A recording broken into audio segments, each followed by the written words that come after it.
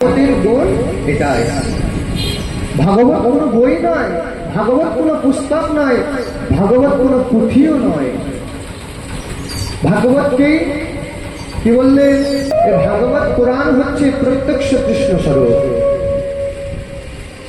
এই যে ভাগবতী স্কন্ধ কয়টি?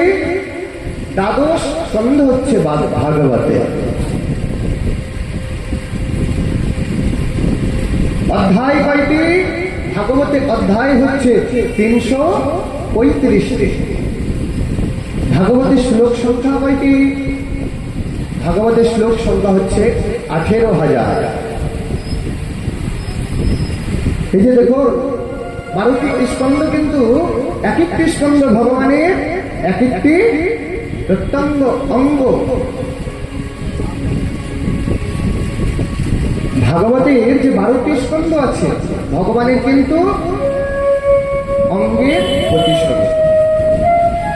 কি? প্রথম এবং দ্বিতীয় স্কন্ধ হচ্ছে ভগবানের 2 চরণ।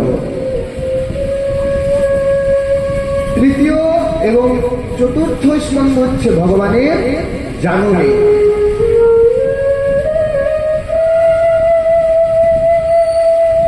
পঞ্চম স্কন্ধ হচ্ছে ভগবানের নাভি পদ্ম এবং কোটি দেশ।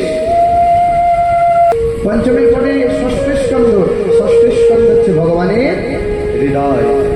সপ্তম এবং অষ্টম স্কন্ধ হচ্ছে ভগবানের 2 ভুজা। নবম স্কন্ধ হচ্ছে ভগবানের কণ্ঠদেশ। দশম স্কন্ধ হচ্ছে ভগবানের শ্রীবদন। একাদশ স্কন্ধ হচ্ছে ভগবানের ললাট অর্থাৎ কপাল। আর দ্বাদশ স্কন্ধ হচ্ছে ভগবানের শির অর্থাৎ মাথা। চরণ থেকে শির পর্যন্ত ভগবানের প্রতি স্বরূপ হচ্ছে এই ভাগবত।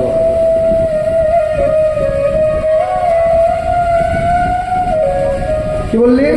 ভ গ ব ত, 4টি অক্ষরে ভগবত।